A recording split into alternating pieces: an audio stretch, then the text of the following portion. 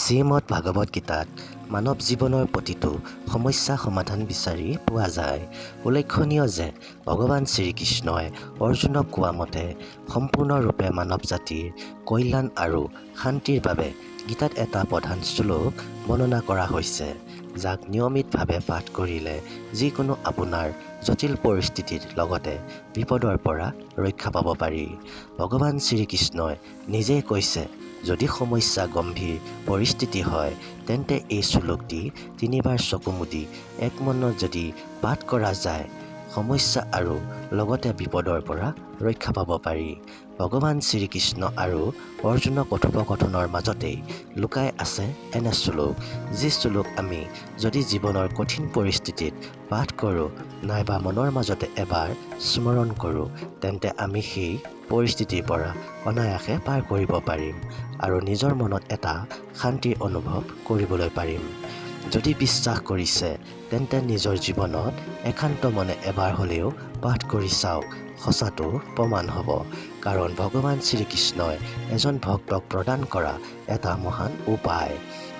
এই বিশেষ শ্লোকটি কোনটো আৰু কিদৰে আপুনি পাঠ কৰিব, ইয়াৰ আগতে ভালদৰে জানি লওক। এই শ্লোকটো কোনে আৰু কাক কিয় পাঠ কৰিবলৈ কৈছিল। আজি বহু বছৰৰ আগতেই এজন ব্যক্তিয়ে নিজৰ সমস্যাত পৰি কি কৰিম, কি কৰিলে উপায় হ'ব ভাবি চিন্তি ঘৰৰ ওচৰৰ এটা কৃষ্ণ মন্দিৰত গৈ ভগৱানৰ সন্মুখত কান্দি কান্দি নিজৰ সমস্যাৰ কথা কৈ থাকে, কিন্তু সমস্যাটোৰ পৰা কোনো ধৰণৰ পৰিত্ৰাণ পোৱা নাছিল। এনেকৈ কিছুদিন পাৰ হ'ল। এদিন হঠাৎ এজন পুৰোহিত সেই বাটেৰে গৈ থাকোঁতে ব্যক্তিজনে কান্দি থকা দেখা পায়।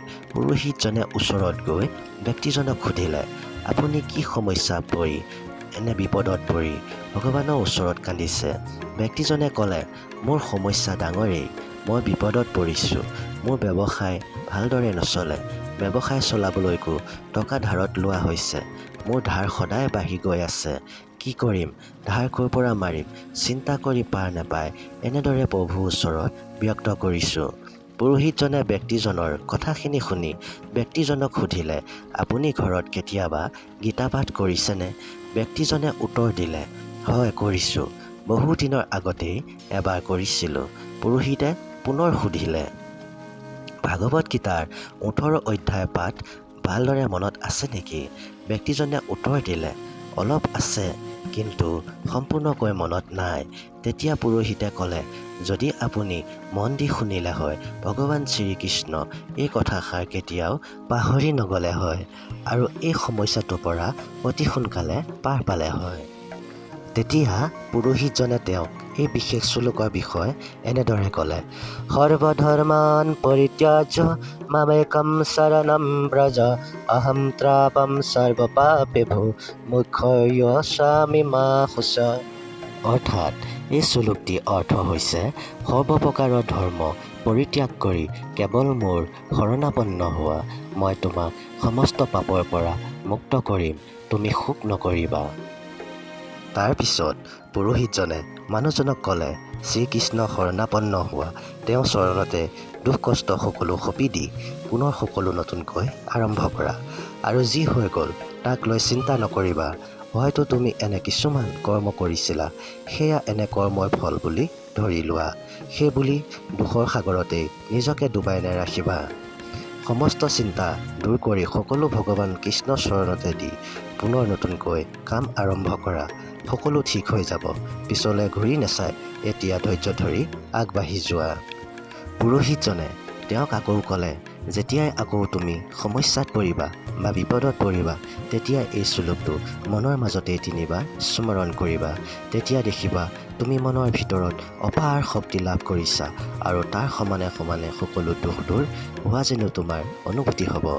তাৰপিছত সেই ব্যক্তিজনে আকৌ নিজৰ ব্যৱসায়ত মনোনিৱেশ কৰিলে আৰু লাহে লাহে তেওঁৰ সকলো সমস্যা দূৰ হ'বলৈ আৰম্ভ কৰিলে। হঠাৎ তেওঁক সহায় কৰিবলৈ বিভিন্নজন আগবাঢ়ি আহিলে। সেই মানুহজনৰ সকলো ক্ষেত্ৰতে চমৎকাৰ হ'বলৈ আৰম্ভ কৰিলে।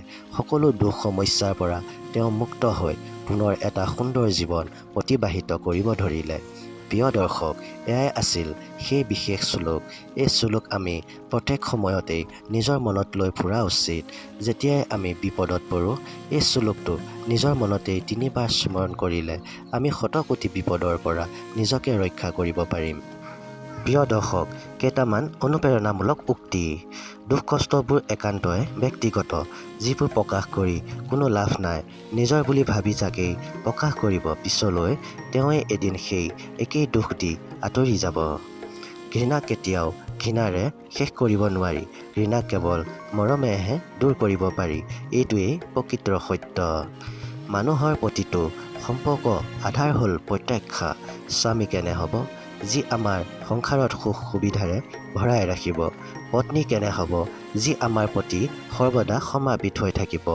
সন্তান কেনে হ'ব, যি আমাক সদায় সেৱা কৰিব, সদায় আমাৰ আদেশ মানি চলিব। আচলতে মানুহে সেইজনকহে মৰম কৰা বা শ্ৰদ্ধা কৰিব পাৰে, যিজনে প্ৰত্যাশাবোৰ পূৰণ কৰিব পাৰে। কিন্তু বাস্তৱত কোনেও কাৰো প্ৰত্যাশা পূৰণ কৰিব নোৱাৰে।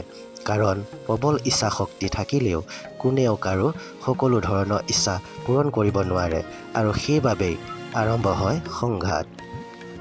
সকলো সম্পৰ্ক সংঘাতলৈ পৰিৱৰ্তন হৈ যায়। কিন্তু মানুহে যদি প্ৰত্যাশাক সম্পৰ্ক আধাৰ কৰি নলয়, মানুহে যদি স্বীকাৰ কৰি লয় যে কেৱল সম্পৰ্কই মূল আধাৰ, তেন্তে জীৱন সুখময় হ'ব পাৰিব।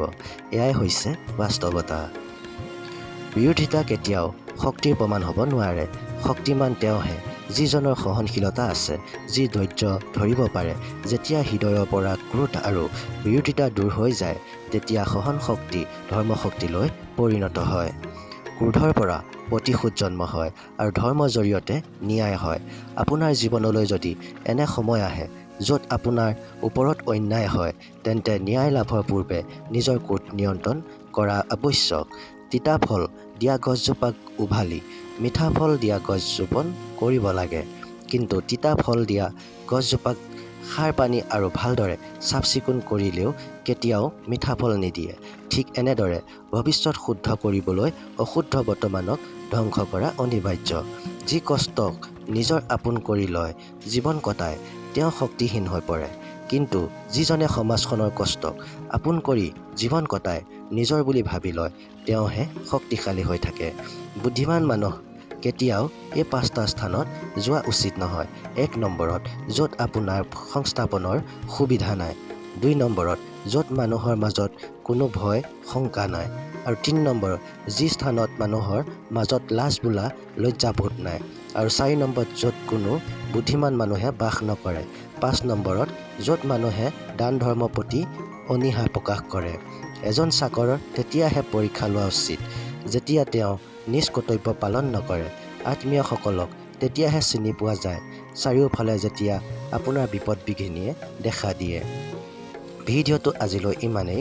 ভিডিঅ' চাই ভাল লাগিলে লাইক শ্বেয়াৰ কৰি দিব, লগতে কমেণ্ট কৰি জনাব। আশা কৰিলোঁ। ধন্যবাদ।